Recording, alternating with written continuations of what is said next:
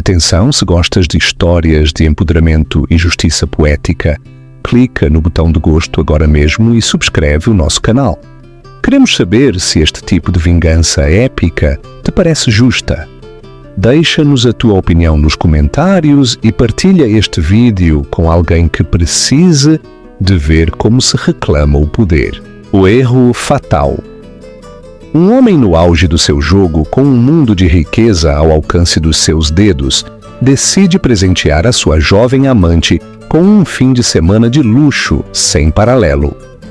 Reserva a suíte presidencial do Grande Palácio de Belém, o hotel de 5 estrelas mais exclusivo da cidade, um monumento ao dinheiro antigo e ao poder. Ele pensou que tinha tudo planeado, uma escapadela perfeita, um segredo guardado em segurança dentro de paredes insonorizadas. Estava convencido de que a sua tranquila e dócil esposa, uma mulher que ele via pouco mais do que como um belo adorno para o seu lar, jamais suspeitaria de nada, mas cometeu um erro fatal, um erro de cálculo colossal. Escolheu o hotel errado. Caminhou para os braços da sua amante para um fim de semana de pecado, sem se aperceber de que caminhava diretamente para o coração do reino da sua esposa e direto para a sua própria e espetacular ruína. A confiança do titã financeiro.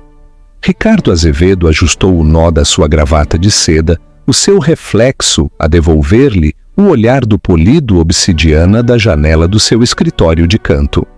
45 andares mais abaixo, a cidade estendia-se como um circuito, uma complexa rede de poder e dinheiro que ele, Ricardo Azevedo, diretor sênior da Azevedo On Capitais, tinha dominado.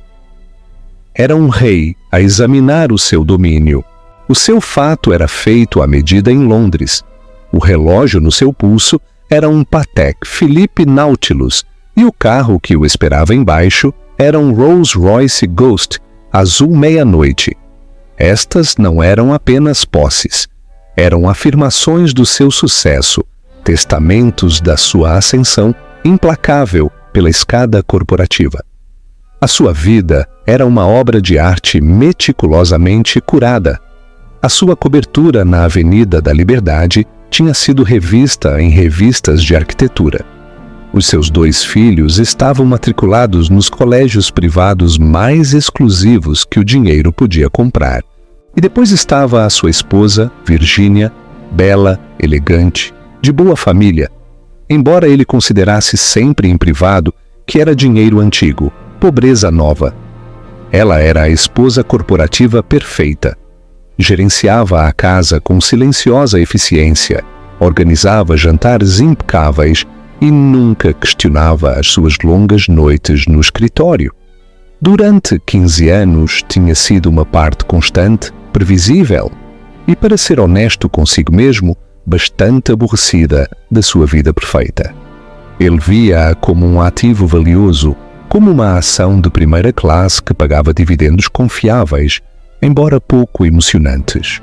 Um toque discreto na porta de mogno tirou-o do seu devaneio. «Entre!» disse com voz suave e dominante. A porta abriu-se para revelar Sara Mendes. Tinha 26 anos, com olhos cor de uísque e uma juba loira-mel que caía sobre os seus ombros.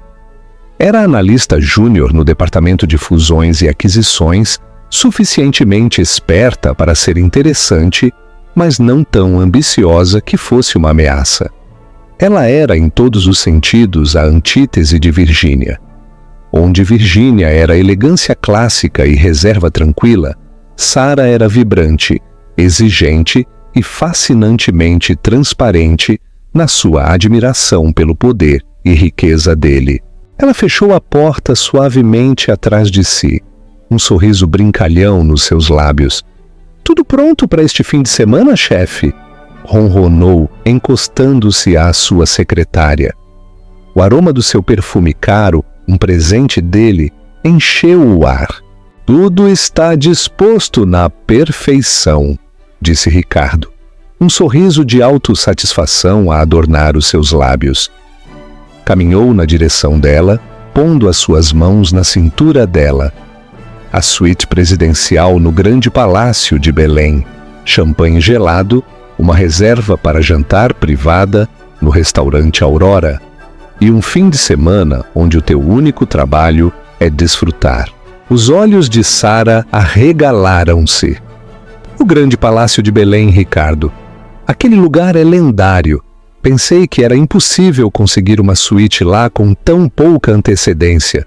Para a maioria das pessoas, disse, a desfrutar do olhar de espanto no rosto dela. Mas o nome Azevedo ainda abre portas, querida. Fiz um telefonema ao concierge.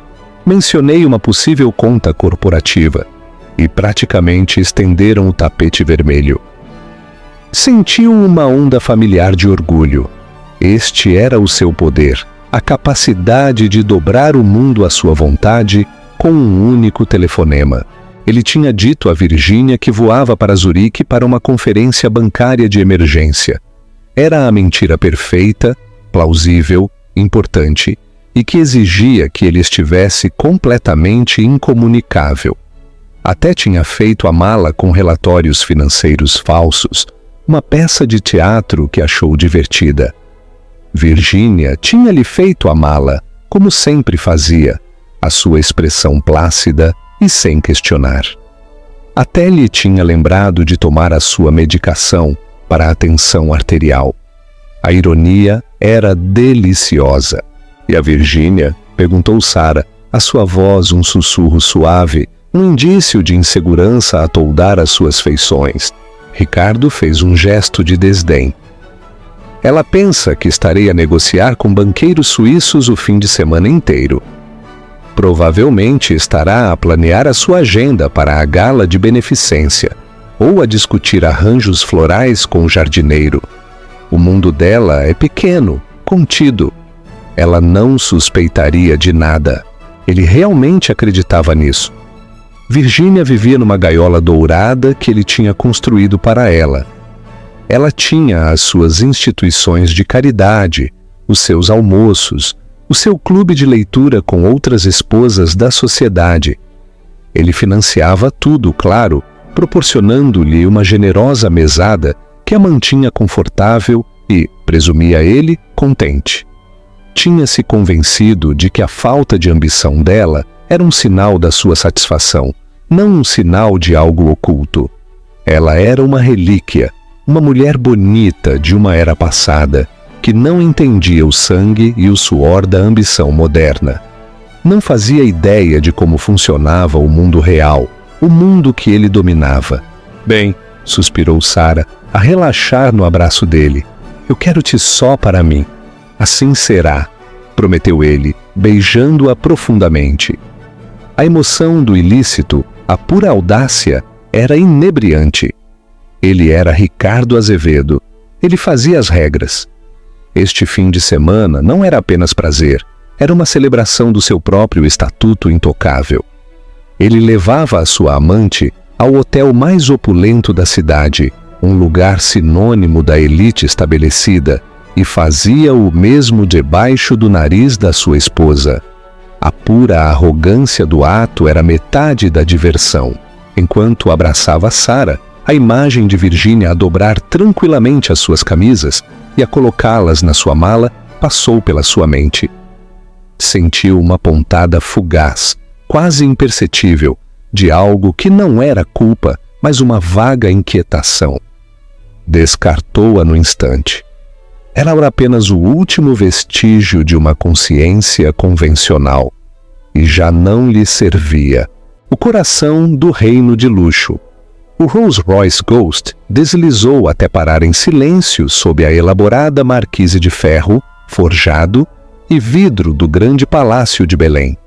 Um porteiro, vestido com um uniforme verde escuro impecável e dragonas douradas, moveu-se com graça praticada para abrir a porta de Ricardo antes que este se apercebesse de que tinham chegado.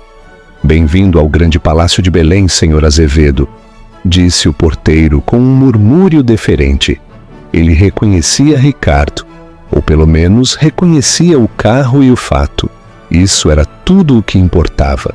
Ricardo saiu para o passeio de granito, sentindo a familiar sensação de chegada que acompanhava o entrar num estabelecimento assim. Este era o seu habitat natural. Não era um hóspede. Era um membro da classe de pessoas para quem lugares como este foram construídos. Sarah emergiu do outro lado, com os olhos arregalados, enquanto contemplava a fachada do hotel, uma obra-prima da arquitetura Beaux-Arts, tudo em talhes de calcário, grandes arcos e colunas imponentes. Pareceu momentaneamente esmagada, uma rapariga da província na terra dos gigantes. Ricardo achou-o enternecedor. Ele pegou no braço dela, o seu toque firme e tranquilizador. Tenta parecer que pertences aqui, querida, sussurrou com um sorriso condescendente. A breve insegurança dela desvaneceu-se, substituída por um brilho determinado nos seus olhos. Ela levantou o queixo, apertou o braço dele e juntos caminharam através das portas giratórias de bronze. O hall era impressionante. Era uma catedral de riqueza. O teto elevava-se a 3 andares, adornado com um magnífico fresco de deuses clássicos a vadiar nas nuvens. Um colossal lustre de cristal que se dizia ter sido resgatado de um palácio francês pendia no centro, a projetar uma quente luz dourada sobre tudo. Os pisos eram um tabuleiro de xadrez de mármore italiano, polido até brilhar como um espelho. O ar era denso, com um aroma de lírios frescos e dinheiro antigo. Os sons abafados de conversas tranquilas, o tilintar distante de copos do bar do hall e as suaves notas de um pianista ao vivo criavam uma sinfonia de tranquilidade refinada. Ricardo caminhou com confiança na direção da recepção, um longo e imponente balcão de mogno polido. Uma mulher com um elegante coque e um sorriso acolhedor prestou-lhes imediatamente toda a sua atenção. Boa tarde, senhor. Bem-vindo ao Grande Palácio de Belém. Ricardo Azevedo anunciou, colocando o seu cartão American Express Centurion preto sobre o balcão. Tem uma reserva para a suíte presidencial. O sorriso profissional da recepcionista não vacilou, mas Ricardo viu um vislumbre de maior respeito nos seus olhos. A suíte presidencial não era apenas um quarto, era uma declaração. Estava reservada para a realeza, chefes de Estado e titãs da indústria.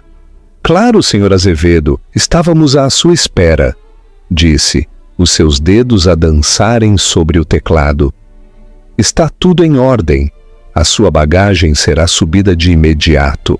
Também tomamos a liberdade de gelar uma garrafa de Dom Pérignon 2008 para a sua chegada. Excelente! Disse Ricardo, um aceno displicente, a sua única demonstração de apreço. Voltou-se para Sarah, que estava a fazer o seu melhor para parecer indiferente, mas não conseguia esconder o seu entusiasmo. Estava subtilmente a tirar uma foto do lustre com o telemóvel. Ele baixou-lhe suavemente a mão. Sem fotos, querida, murmurou-lhe. É vulgar, tu não és uma turista. Ela corou ligeiramente, mas guardou o telemóvel. Certo, desculpa, é que... É incrível. Um botones, um homem mais velho com as costas perfeitamente direitas e um ar discreto, apareceu ao lado deles. Se faz favor, senhor Azevedo, se me seguirem, acompanho-vos à vossa suíte. Seguiram o botones através do hall. O elevador era uma caixa de joias com painéis de madeira e um luxuoso banco de veludo. Enquanto subia suavemente, o botones falou em voz baixa e respeitosa. A suíte presidencial está localizada no piso da cobertura, senhor. Tem a sua própria chave de elevador privada, para absoluta discrição. Entregou a Ricardo um pesado cartão-chave banhado a ouro. Terá um mordomo dedicado, o senhor Matias, ao seu serviço 24 horas por dia. Ele já o está à espera lá em cima. Muito bem, replicou Ricardo, o seu tom cortante. As portas do elevador abriram-se diretamente para um hall privado. Portas duplas de madeira escura e rica erguiam-se à frente deles. O Botones abriu-as e fez-se a um lado com um floreado. A suíte era ainda mais espetacular do que Ricardo tinha imaginado. Era menos um quarto de hotel e mais um extenso apartamento na cobertura. A sala de estar tinha janelas do chão ao teto a oferecer uma vista panorâmica de 180 graus do horizonte da cidade e do Parque Eduardo VII.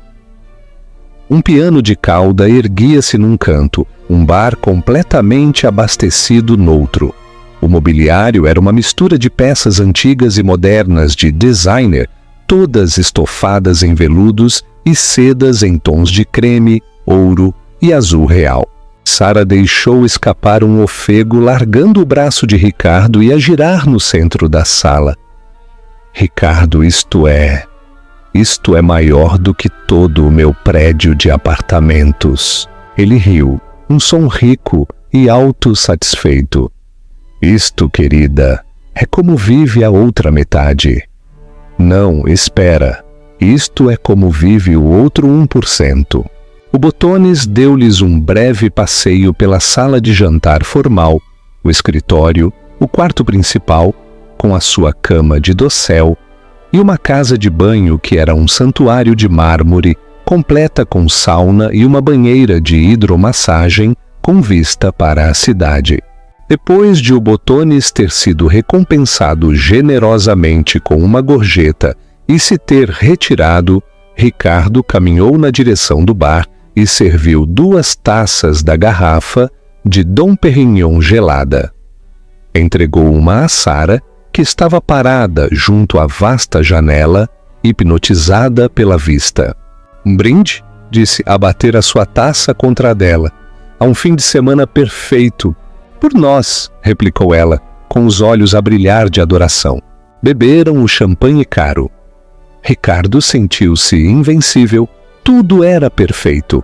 Cada detalhe tinha sido gerido, cada contingência planeada. Nesta suíte, bem alto sobre o mundo, ele era intocável.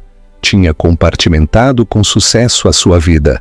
A esposa dócil na cobertura da avenida. A amante emocionante neste palácio no céu. Ele acreditava que tinha um controle total do seu universo. Um mestre marionetista, a puxar todos os cordéis certos.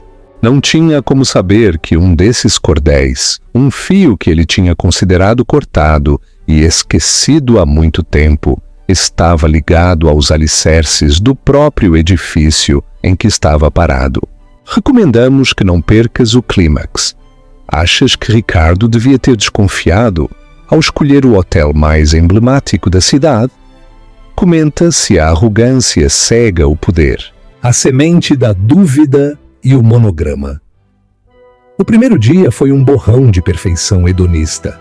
Pediram serviço de quartos de um menu que parecia não ter limites. Descansaram em roupões de felpa e fizeram uso completo das luxuosas comodidades da suíte.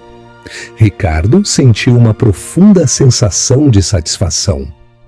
Ele tinha ganho isto: o estresse dos negócios de milhares de milhões de euros e as flutuações do mercado derreteu-se perante tal conforto absoluto. Naquela noite jantaram no restaurante Aurora, o restaurante 3 estrelas Michelin do hotel. O maître cumprimentou Ricardo pelo seu nome, sentando-os na melhor mesa da casa, uma cabine isolada com vista para o jardim privado do restaurante. A comida foi uma performance elaborada de arte culinária. Prato após prato chegou, cada um mais requintado do que o anterior. Ricardo pediu uma garrafa de Chateau Margaux, que custava mais do que a renda mensal de Sara, e saboreou a forma como os olhos dela se arregalaram quando ele lhe disse o preço.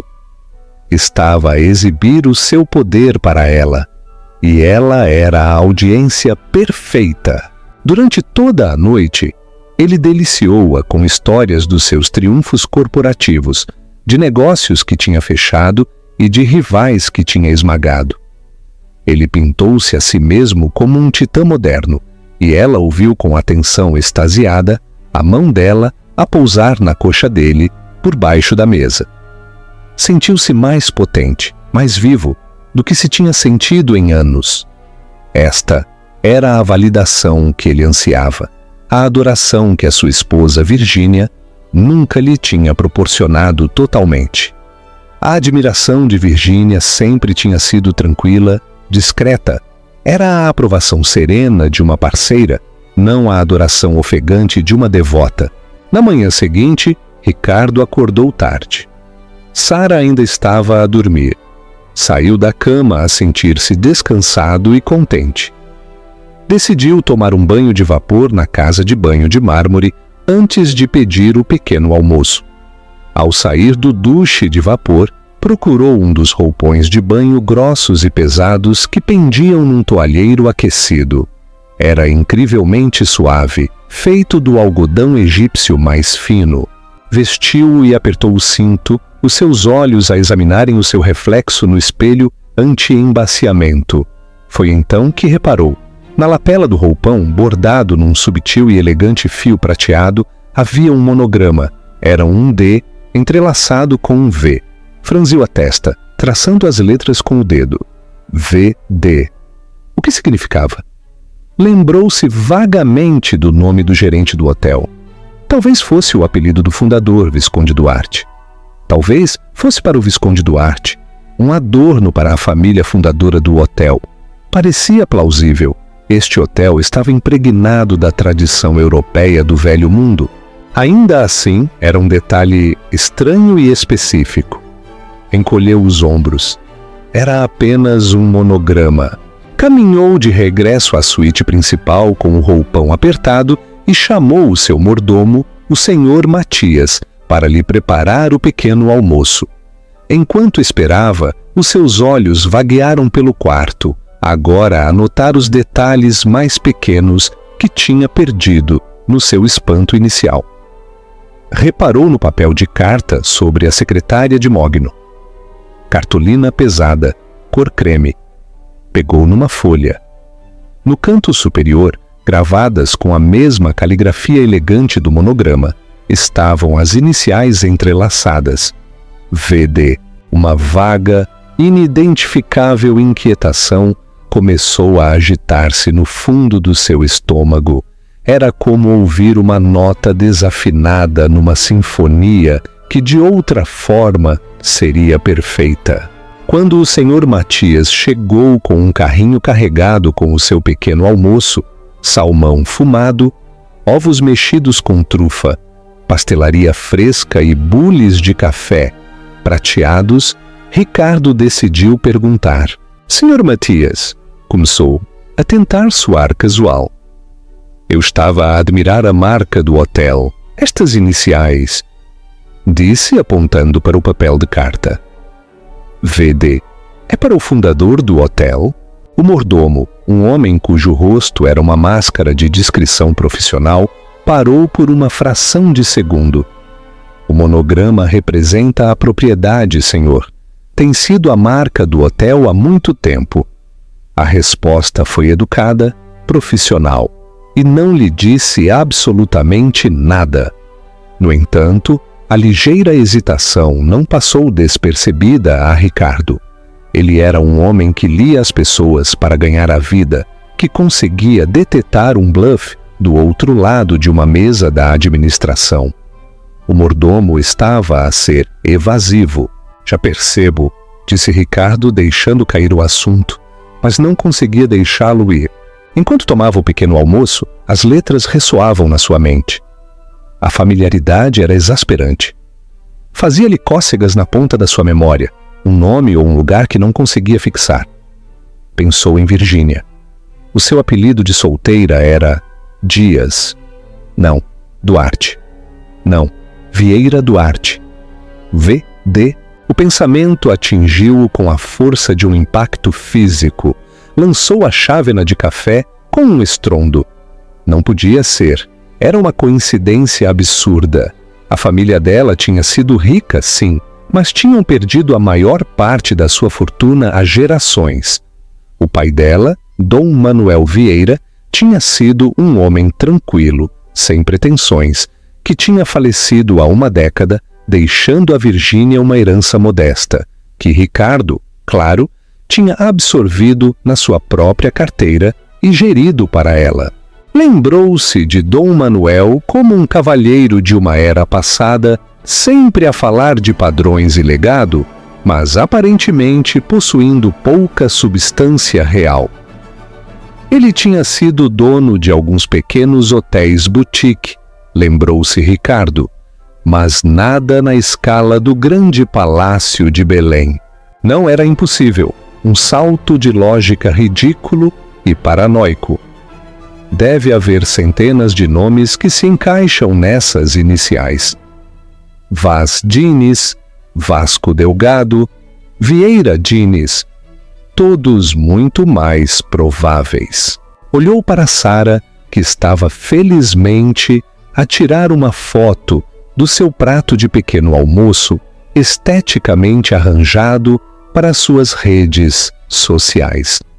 Ela estava alheia ao seu tormento interno. "Tudo bem, Ricardo? Pareces que viste um fantasma", disse ela, finalmente levantando o olhar do telemóvel. "Bem", espetou, o seu tom mais brusco do que pretendia. Só a pensar nos mercados. Forçou-se a relaxar. Estava a ser um idiota. Estava no pináculo de um fim de semana perfeito. E estava a deixar que um estúpido monograma o assustasse. Ele era Ricardo Azevedo. Ele tinha o controlo. Este era o seu mundo, o seu hotel, o seu fim de semana. As iniciais eram uma coincidência, nada mais.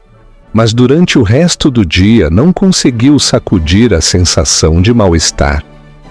Começou a ver o monograma por todo o lado. Nas minúsculas pinças de açúcar prateadas, no menu encadernado em couro para o serviço de quartos, no canto dos guardanapos de linho. Cada vez que o via, a imagem do rosto calmo e sereno da sua esposa passava-lhe pela mente. A mulher que ele pensava conhecer tão bem, a mulher que ele tinha despedido como simples e previsível. A gaiola dourada que ele tinha construído para ela, de repente, parecia menos uma prisão e mais uma fortaleza, uma na qual ele nunca se tinha dado ao trabalho de olhar para dentro. A ideia inquietante infiltrou-se sem ser convidada.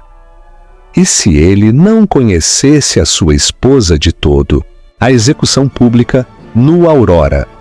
Para a sua última noite, Ricardo tinha planeado recriar a magia da primeira. Fez outra reserva no restaurante Aurora, desta vez a solicitar o menu de degustação do chefe, com o emparelhamento de vinhos premium. Estava determinado a sacudir a estranha paranoia que se tinha agarrado a ele desde a manhã. Afogaria o seu mal-estar num Bordeaux vintage e reafirmaria o seu controlo. Ele e Sara vestiram-se.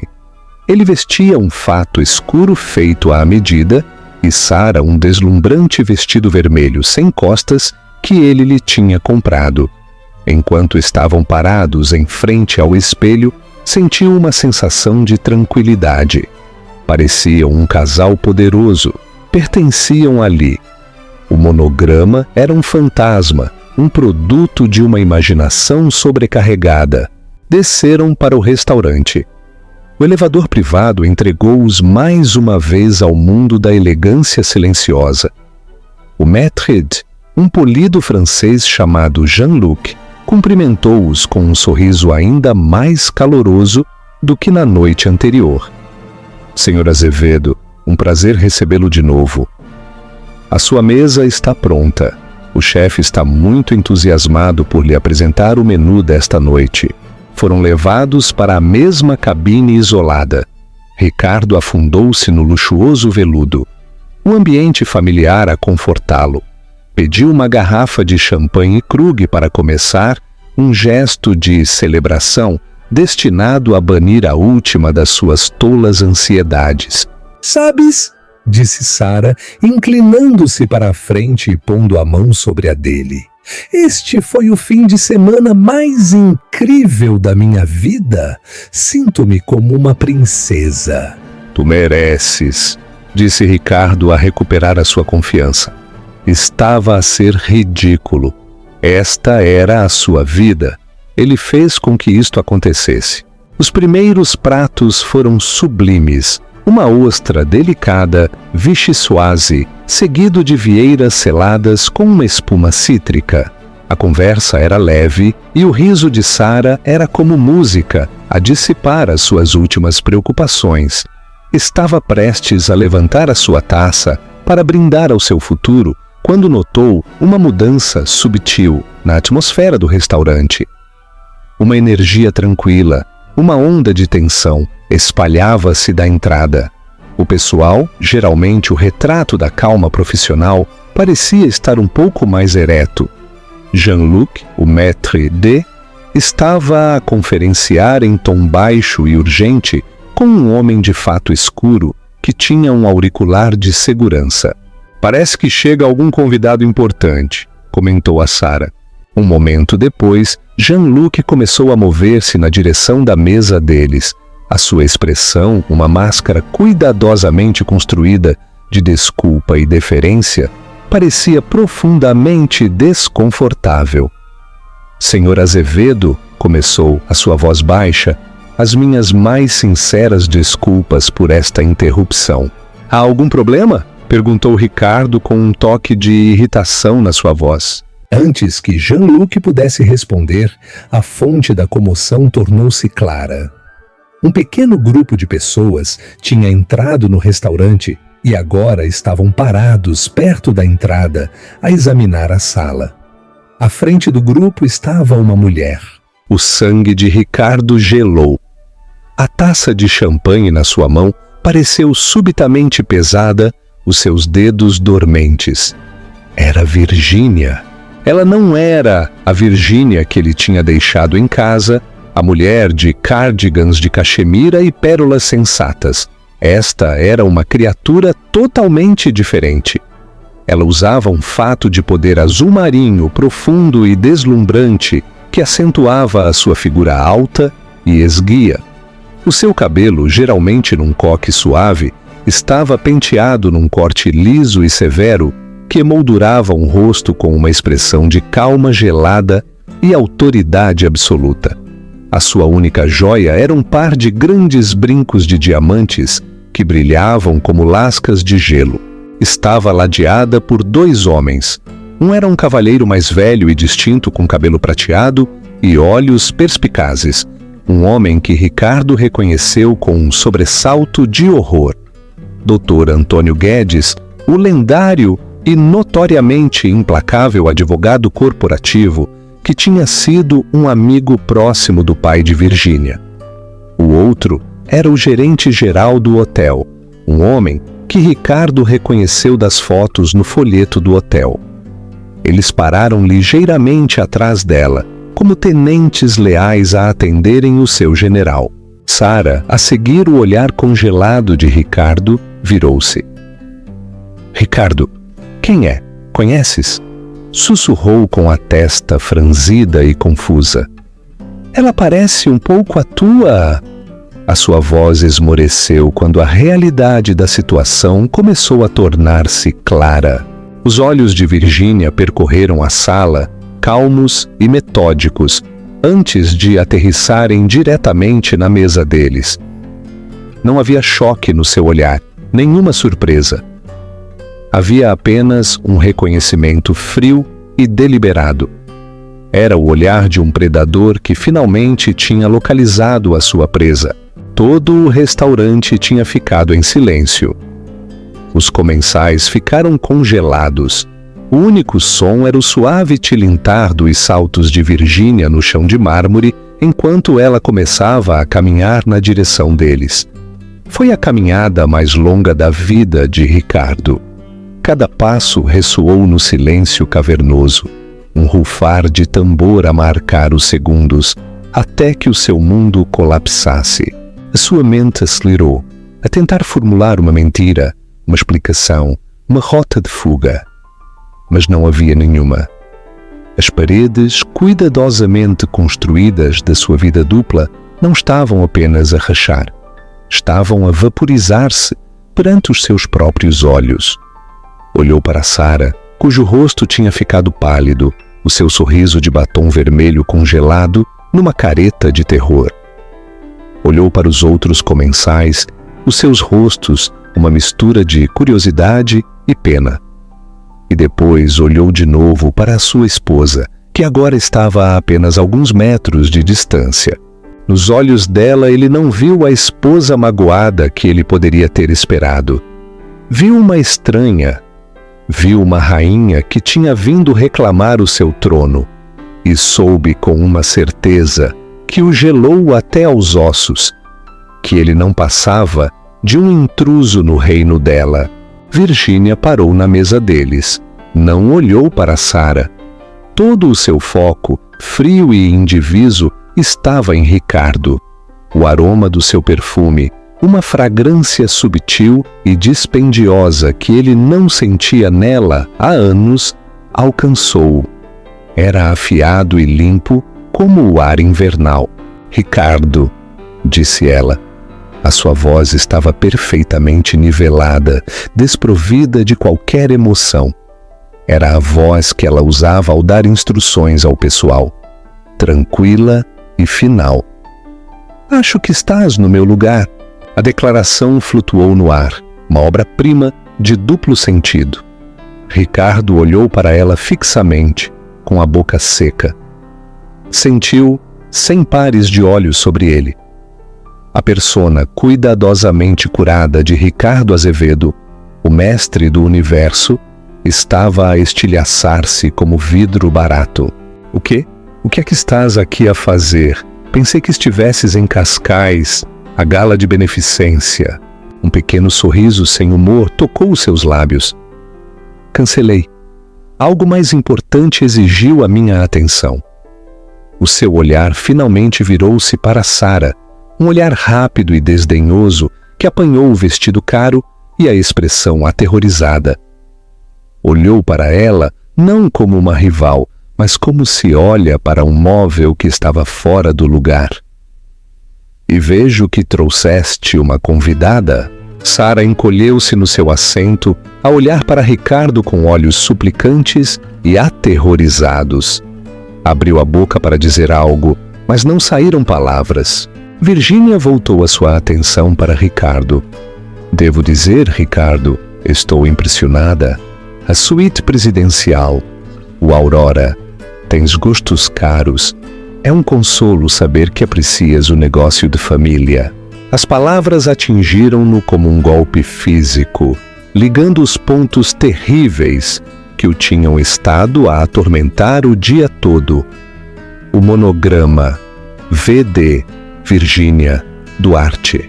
Eu não percebo, conseguiu dizer, embora a verdade estivesse a embater nele com a força de um tsunami. Permite-me esclarecer, disse Virgínia, a sua voz a descer ligeiramente, a tornar-se ainda mais precisa. Cada palavra, uma lâmina cuidadosamente afiada. O meu pai, Manuel Vieira Duarte, fundou o grupo hoteleiro Duarte há 60 anos. O seu primeiro hotel foi uma pequena pensão no campo, mas ele era um homem brilhante. Construiu um império, peça por peça, com as suas próprias mãos. O grande palácio de Belém foi a sua obra-prima, a sua joia da coroa. Quando ele morreu, deixou-me toda a sua participação maioritária, tudo a mim. Fez uma pausa, deixando que a informação fosse assimilada. Todo o restaurante estava a ouvir, cativado pelo drama da vida real que se desenrolava perante eles. Durante 10 anos, continuou, permiti que um conselho de administração escolhido pessoalmente pelo meu pai gerisse as operações diárias da empresa. Preferia uma vida tranquila, queria criar os meus filhos, queria ser uma esposa. Confiei que o mundo que o meu pai construiu estava em boas mãos. e confiei no meu marido. Os seus olhos cravaram-se nele, e pela primeira vez ele viu um vislumbre da imensa dor que ele lhe tinha causado. Mas foi imediatamente suprimido, substituído por uma vontade de aço temperado. Mas recentemente decidi que era a altura de assumir um papel mais ativo. Desde a passada segunda-feira, na reunião anual de acionistas, dissolvi o conselho de administração e assumi a minha posição legítima. Eu sou a única presidente em funções do grupo hoteleiro Duarte, que é dono deste hotel, e de mais 117 em todo o mundo. O monograma que tens estado a ver por todo o lado não significa Visconde Duarte, significa Virgínia Duarte. Bem-vindo ao meu hotel, Ricardo. O silêncio na sala foi absoluto. Ricardo sentiu o sangue a escoar do seu rosto. Ele não era um rei num território conquistado. Era um tolo que tinha dado uma festa na cova do leão, sem saber que a leoa estava em casa. Virgínia, em seguida, dirigiu o seu olhar de aço para Sara. Menina Mendes, não é? A senhora é analista na Azevedo em Capitais, creio. Dormir com um diretor sênior, o seu superior direto, é uma violação flagrante da cláusula de ética da sua empresa, para não mencionar um grave erro de julgamento. Considere o seu emprego rescindido. O Dr. Antônio Guedes já contactou o chefe de recursos humanos da sua empresa e a vossa administração. Eu não me incomodaria em ir ao escritório na segunda-feira. Sara deixou escapar um pequeno e engasgado suspiro. O seu fim de semana de sonho tinha se tornado um pesadelo que terminava com a sua carreira. Finalmente, Virgínia voltou-se para o homem com quem tinha sido casada durante 15 anos. Quanto a ti, Ricardo, as nossas contas bancárias conjuntas, que contêm os fundos fiduciários da minha família, que tão generosamente te ofereceste para gerir para mim, foram congeladas. As fechaduras da cobertura da Avenida da Liberdade foram trocadas. Os teus pertences estão a ser embalados enquanto falamos e serão enviados para o teu escritório. Não te des ao trabalho de ir para casa, já não és bem-vindo lá. Tirou um único documento da sua mala de mão, colocando-o na mesa entre o prato de Ricardo e a sua taça de vinho. Estes são papéis de divórcio redigidos pelo Dr. Guedes. Os meus termos não são negociáveis. Descobrirás que tenho documentado meticulosamente as tuas indiscrições durante os últimos 3 anos. Tu assinarás isto, sairás com nada mais do que a roupa que tens vestida, e nunca mais verás os nossos filhos sem o meu consentimento expresso e supervisionado. Se lutares contra mim, usarei todo o peso dos meus recursos para destruir não só a tua carreira, mas o teu próprio nome. Vou garantir que o nome Azevedo seja sinônimo de humilhação e fracasso em todos os círculos financeiros do mundo. Expliquei-me claramente? Ricardo só conseguiu olhar para ela sem palavras. A mulher que ele tinha condescendido, subestimado e despedido como um objeto decorativo, acabava de desmantelar sistematicamente toda a sua vida em menos de 3 minutos, num fórum público, com a fria precisão de um cirurgião. Dito isto, ela deu meia volta. Jean-Luc, disse ela ao maître-d' que estava por perto, pálido e rígido. Por favor, certifique-se de que a convidada do Sr. Azevedo seja escoltada para fora das instalações e apresente ao Sr. Azevedo a conta da sua estadia, completa. Ele pagará com o seu cartão pessoal. Deu a Ricardo um último olhar demorado. Era um olhar de finalidade de um capítulo antigo que se fechava e um novo que começava. Não havia ódio nele, apenas uma profunda e assustadora indiferença. Depois, ladeada pelo seu advogado e pelo gerente do hotel, a presidente Virgínia Duarte virou-se e saiu do restaurante. a sua postura perfeita, o seu controlo absoluto, deixando para trás as ruínas fumegantes da vida que acabava de incinerar, a humilhação final e a queda. Durante um longo momento após a partida de Virginia, Ricardo permaneceu congelado, uma estátua de choque e humilhação. O silêncio no restaurante foi finalmente quebrado por um soluço engasgado de Sarah. Ela empurrou a cadeira para trás, o seu rosto um desastre de rímel escorrido e incredulidade. "O meu emprego", sussurrou a olhar para Ricardo como se o estivesse a ver pela primeira vez. Não como um titã da indústria, mas como o arquiteto da sua ruína. Eu disse que estava tudo sob controle", balbuciou ele, sentindo as palavras como cinza na sua boca. 2 guardas de segurança discretos, mas firmes, materializaram-se na sua mesa. Jean-Luc, o maître d', aproximou-se, o seu rosto uma máscara de arrependimento profissional. "Menina", disse ele suavemente a Sarah, "se faz favor de nos acompanhar." Sarah olhou selvaticamente dos guardas para Ricardo, mas ele não ofereceu ajuda. Ele nem sequer conseguia olhar para ela nos olhos. Humilhada, agarrou a sua pequena mala de mão e deixou-se guiar, o seu vestido vermelho uma mancha de vergonha contra os tons suaves do restaurante. No momento em que ela saiu, Jean-Luc colocou uma pasta de faturas encadernada em couro sobre a mesa. "A sua conta, Sr. Azevedo." Ricardo olhou para ela fixamente. Abriu-a entorpecido. O valor interior era astronômico. A suíte, o serviço de quartos, os vinhos vintage, os menus de degustação do chefe. Era uma quantia que faria a maioria das pessoas ofegar, mas para ele devia ter sido trivial. Tirou a carteira, as suas mãos a tremer ligeiramente. Entregou a Jean-Luc o American Express preto. Aqui, o maître d' regressou um minuto depois, a sua expressão ainda mais dolorida. "As minhas desculpas, Sr. Azevedo. O cartão foi recusado." "O quê?" zombou Ricardo. "Isso é impossível. Passe-o de novo." "Fizemos, meu senhor, 3 vezes. Parece que a conta foi suspensa." Claro, as contas conjuntas. Virginia não só as tinha congelado, provavelmente tinha cancelado os seus cartões suplementares. Procurou às apalpadelas outro cartão, um Visa corporativo. "Tente este." Jean-Luc regressou de novo, abanando ligeiramente a cabeça. "Também recusado, senhor." O sangue subiu ao rosto de Ricardo. Os outros comensais já não fingiam não olhar. Os seus sussurros eram um zumbido baixo de julgamento. Ele já não era um deles.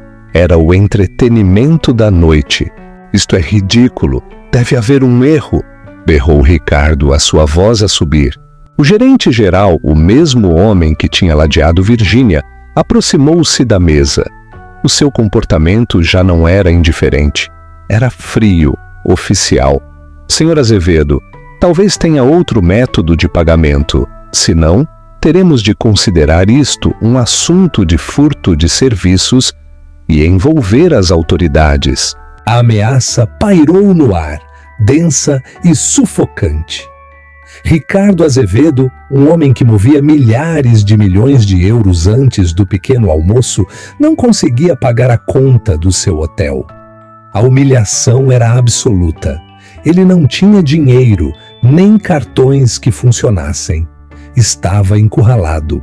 Antônio Guedes, o advogado de Virginia, reapareceu na borda da sala de jantar.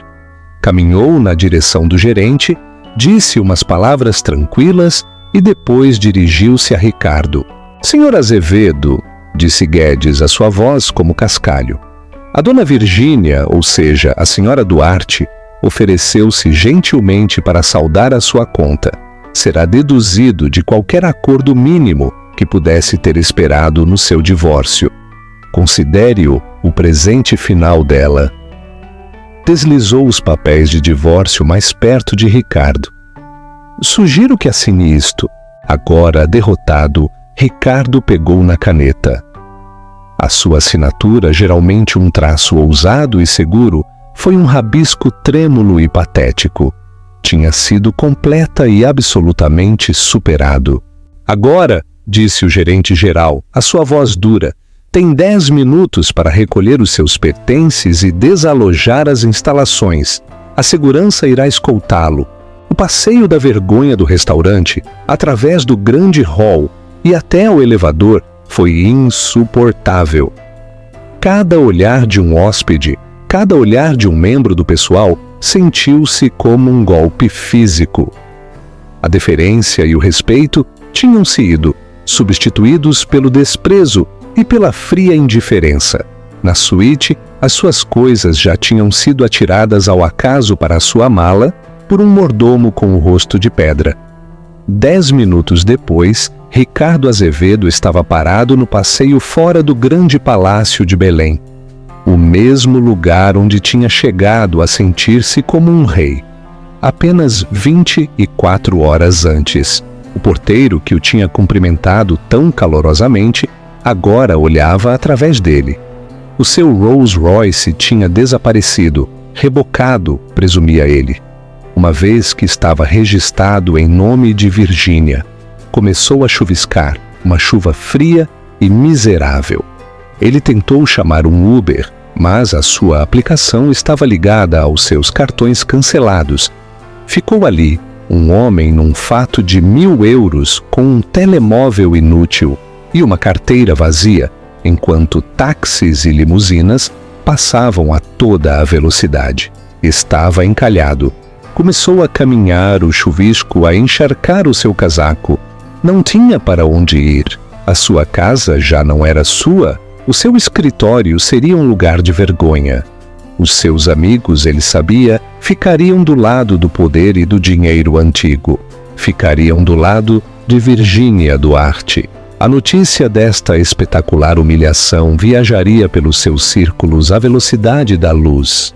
Encontrou um telefone público, uma relíquia de outra era, e usou as poucas moedas que tinha no bolso para ligar para o seu único aliado restante, um sócio júnior, na sua firma, chamado João. João, sou o Ricardo. Estou em apuros. Um verdadeiro desastre.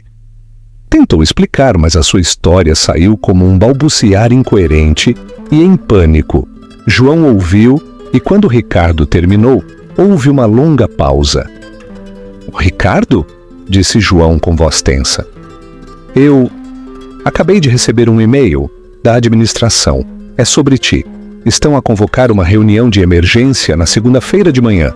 Ricardo, estão a invocar a cláusula de moralidade. O advogado da Virgínia enviou-lhes um dossiê completo. Fotos, extratos bancários, tudo vão despedir-te. O auscultador escorregou dos dedos dormentes de Ricardo a bater no metal da cabine telefônica. Acabou. Tudo. Numa única noite, ele tinha perdido a sua esposa, os seus filhos, o seu lar, a sua amante, o seu emprego e a sua fortuna. Virgínia não só o tinha derrotado, como o tinha apagado. Olhou para a reluzente suíte da cobertura do grande palácio de Belém, um farol de poder bem alto na cidade. Ele tinha voado demasiado perto do sol, sem perceber que o sol era a sua esposa. E agora estava em queda livre, sem terra à vista. O amanhecer da rainha. 6 meses depois, o mundo tinha seguido em frente, e Ricardo Azevedo tinha ficado para trás. O nome que outrora inspirou respeito no mundo financeiro era agora um sussurro de aviso, uma história de fantasma contada aos jovens, sócios ambiciosos, sobre os perigos da soberba. Como Virgínia tinha prometido, a sua vitória não foi apenas uma derrota para ele. Foi um apagamento completo e total. A reunião da administração na Azevedo em Capitais tinha sido uma formalidade, uma execução clínica e rápida. O seu escritório foi desalojado antes que ele tivesse a oportunidade de processar o seu despedimento. A cláusula de moralidade, uma peça de jargão corporativo a qual ele nunca tinha dado importância, tinha se tornado a guilhotina que o separou do trabalho da sua vida. A sua nova realidade era um manto sufocante de anonimato e fracasso. A cobertura na Avenida da Liberdade foi substituída por um terceiro andar sem elevador num bairro distante, um lugar que cheirava a umidade e a culinária dos seus vizinhos. As janelas do chão ao teto, que tinham oferecido vistas panorâmicas da cidade, eram agora um único painel manchado de sujidade que dava para uma parede de tijolo coberta de grafite. O silêncio da sua antiga vida, um silêncio de luxo refinado, foi substituído pelo ruído constante de sirenes, vizinhos a discutir e o gemido chocalhante do antigo radiador. Ele vendeu o Patek Philippe, depois os botões de punho, depois a coleção de arte de que tanto se orgulhava. Cada venda, uma pequena morte que lascava o homem que costumava ser, até que apenas restou uma casca oca. Agora ele trabalhava numa pequena firma de serviços financeiros sem rosto chamada Soluções Apex, um nome tão genérico que era insultuoso. O seu escritório de canto era um cubículo apertado sob o brilho de luzes fluorescentes a piscar. Ele, que outrora movia os mercados com um único telefonema, agora passava os seus dias a realizar entradas de dados e verificações de conformidade que outrora eram feitas pelos estagiários cujos nomes ele nunca se deu ao trabalho de aprender. O seu chefe era um homem 15 anos mais novo do que ele, um recém-licenciado ambicioso e presunçoso que tratava Ricardo com um desprezo mal disfarçado, plenamente consciente de quem ele costumava ser e a desfrutar da sua queda em desgraça. As suas noites eram o pior. O isolamento profundo era uma presença física no seu pequeno apartamento. Tinha tentado ligar para velhos amigos, os homens com quem tinha partilhado charutos e Scott de 100 anos. As chamadas ficaram sem resposta. Os poucos que atenderam foram breves e frios, a dar desculpas antes de terminarem rapidamente a conversa. Ele era um encargo, um leproso social. O seu novo apartamento era atormentado pelo fantasma da sua antiga vida, a autopiedade, um veneno que bebia todas as noites juntamente com uísque de prateleira inferior. Enquanto Ricardo se afundava no lodo da sua própria criação, Virgínia ascendia. Ao assumir o seu papel de presidente do grupo hoteleiro Duarte, ela não era apenas competente, era formidável. Os anos de observação tranquila, de ser subestimada e descartada, tinham-na forjado numa líder astuta e decisiva. Uma tarde, na sala de reuniões principal no andar de cima da Torre Duarte, ela estava a apresentar a sua proposta estrela, a Iniciativa Verde Duarte. Era um plano multimilionário, de uma década de duração, para tornar toda a cadeia hoteleira neutra em carbono, focando-se no aprovisionamento sustentável, energia renovável e investimento comunitário. Um membro do conselho com excesso de peso e cabelo prateado, chamado Gerardo Castelo, um remanescente da velha guarda e amigo do pai dela, pigarreou condescendentemente. Virgínia, com o devido respeito, este é um sentimento nobre, mas os números são idealistas. O investimento inicial irá reduzir as nossas margens de lucro durante anos. Os nossos acionistas esperam dividendos, não sinalização de virtude. Virgínia não se abalou. Encontrou o olhar dele com seus olhos calmos e firmes. Obrigada, Gerardo. Valorizo a sua perspectiva tradicional. A palavra tradicional foi proferida com precisão cirúrgica, a fazê-la soar sinônimo de antiquada. Clicou num botão e o ecrã atrás dela encheu-se de gráficos complexos e projeções de dados. O que o senhor chama de sinalização de virtude, Gerardo, eu chamo de assegurar o futuro. disse. A nossa demografia-chave, viajantes com menos de 40 anos com rendimentos disponíveis significativos, está cada vez mais a tomar decisões baseadas na ética corporativa e na sustentabilidade. Isto não é uma despesa. É um investimento na relevância da nossa marca para os próximos 50 anos. As minhas projeções mostram que, embora vejamos uma queda de 5% nos lucros líquidos durante os primeiros 18 meses, a imprensa positiva, o aumento da lealdade à marca e os incentivos fiscais do governo levarão a um crescimento projetado de 15% na cota de mercado dentro de 5 anos. Não seremos apenas uma marca de luxo, seremos a marca de luxo ética. Fez uma pausa, deixando que as suas palavras fossem assimiladas. O meu pai construiu esta empresa com base na qualidade e no legado. Este é o legado para o século XXI. A moção é mantida. Um murmúrio de aprovação percorreu a sala. Gerardo Castelo afundou-se de novo na sua cadeira, derrotado. Do canto, o doutor Antônio Guedes observou, com um raro sorriso de orgulho no seu rosto. A titã adormecida tinha realmente despertado. A sua nova vida não estava apenas na sala de reuniões. A cobertura da Avenida da Liberdade, outrora uma fria sala de exposições para o sucesso de Ricardo, tinha sido transformada. Agora era um lar cheio de calor e risos. Ela estava lá para os seus filhos, verdadeiramente presente pela primeira vez.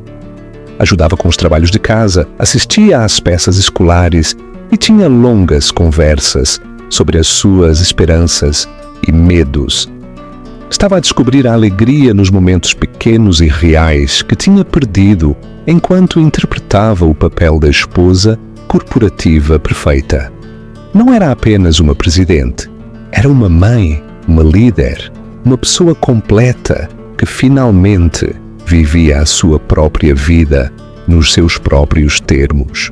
Numa fresca tarde de outono, Ricardo caminhava para casa a partir da estação de metro, a gola do seu casaco fino levantada contra um vento cortante. A cidade que outrora parecia o seu reino, agora parecia alheia e hostil. Parou numa banca de jornais, o brilho das revistas um contraste gritante com o pavimento cinzento. E ali estava ela.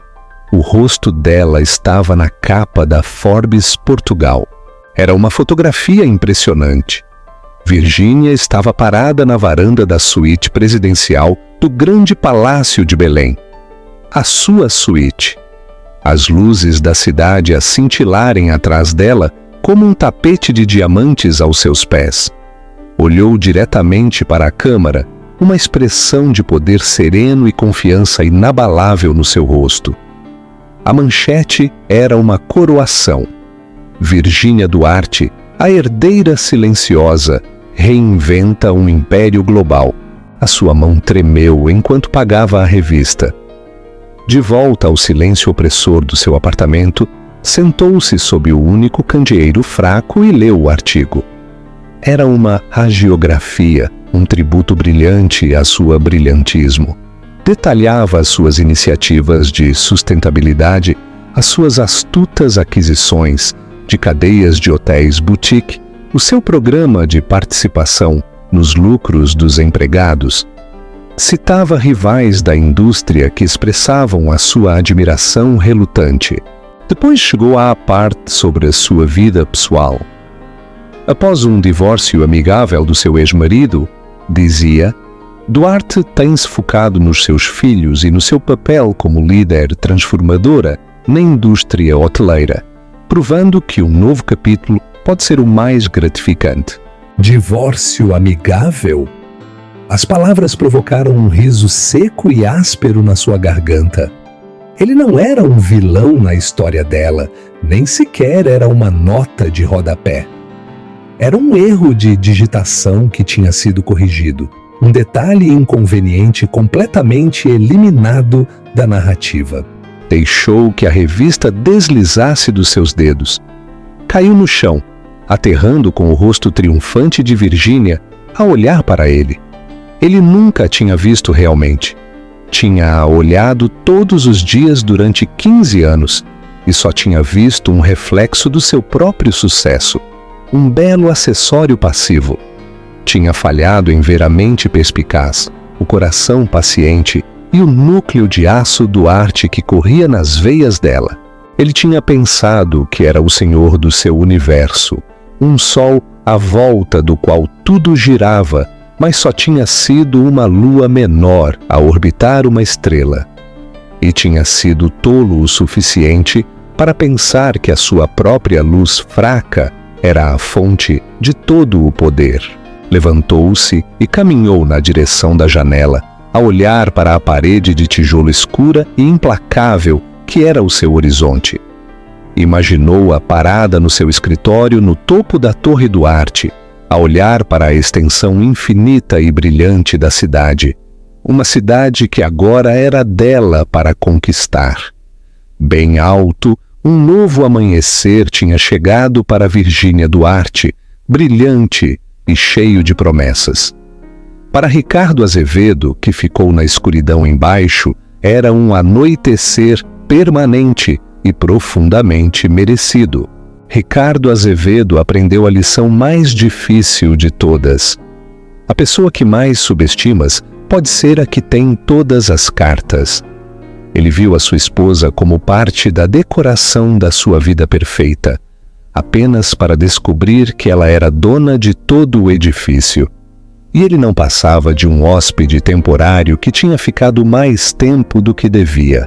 A história de Virginia é um lembrete poderoso de que a força nem sempre é barulhenta. Às vezes é a força tranquila e paciente que espera o momento perfeito para reclamar o seu poder. É um conto de justiça, empoderamento e as espetaculares consequências da traição. Se foste cativado pela incrível jornada de Virginia, de uma parceira silenciosa a uma presidente reinante, certifica-te de clicar nesse botão de gosto para mostrar o teu apoio. O que pensaste do impressionante desmoronamento de Ricardo? Conta-nos a tua opinião nos comentários. Partilha esta história com alguém que ame um conto de vingança épica e empoderamento.